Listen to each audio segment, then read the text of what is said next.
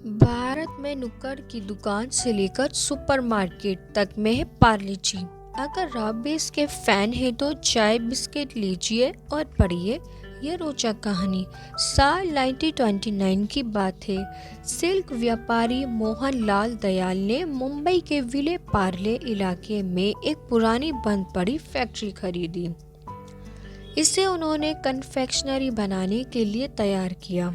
दरअसल मोहनलाल स्वदेशी आंदोलन से प्रभावित थे। कुछ साल पहले वे जर्मनी गए और कन्फेक्शनरी बनाने की कला सीखी।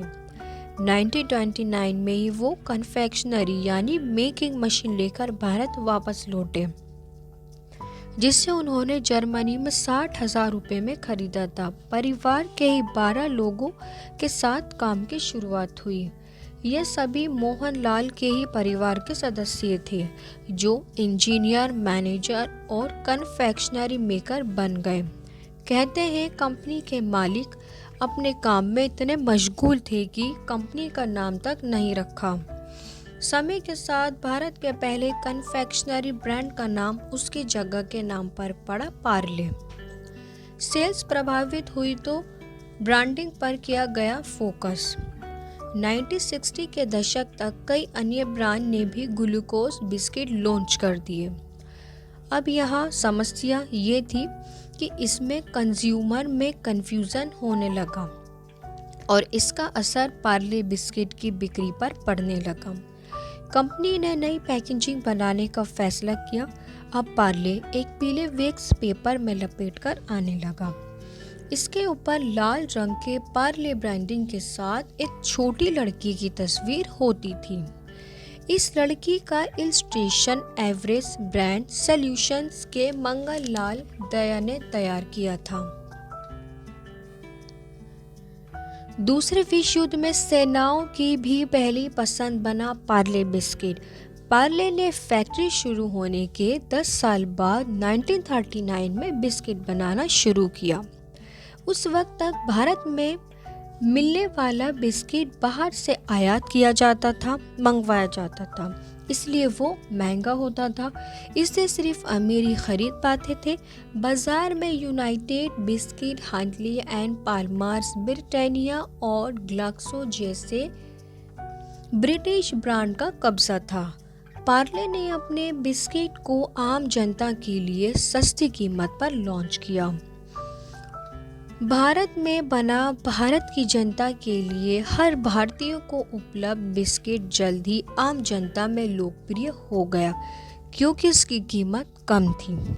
दूसरे विश्व युद्ध के दौरान ब्रिटिश इंडियन आर्मी ने भी पार्ले बिस्किट की भारी डिमांड थी, यानी आज़ादी के बाद ठप पड़ गया बिस्किट का प्रोडक्शन 1947।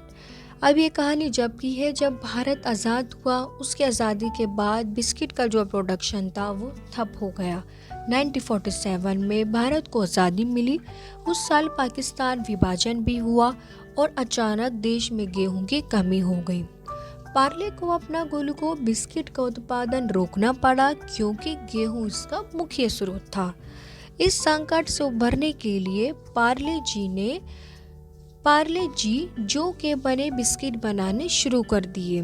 इस कंपनी ने जौ के बिस्किट को बनाना शुरू किया। एक विज्ञापन में कंपनी ने स्वतंत्रता सेनानियों को नमन करते हुए यानी अपने कंज्यूमर से अपील की, जब तक गेहूं की सप्लाई नॉर्मल नहीं हो जाती तब तक जौ के बने बिस्किट का इस्तेमाल करें। तो अब फाइनली जब पार्ले ग्लूकोज बन गए पार्ले जी।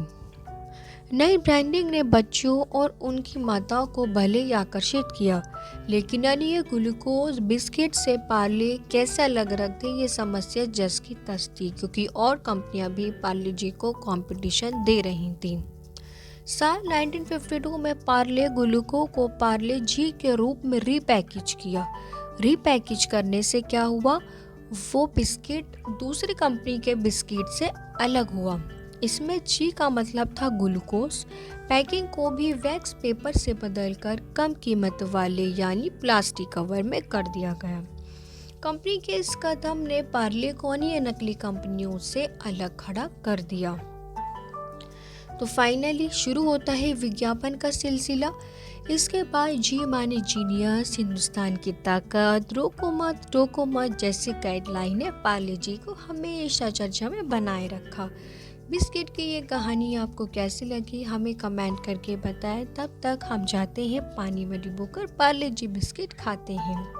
और हाँ, इसे उन लोगों के साथ भी शेयर कीजिए जिनसे आपने कभी ना कभी पार्ले जी बिस्किट शेयर किया है।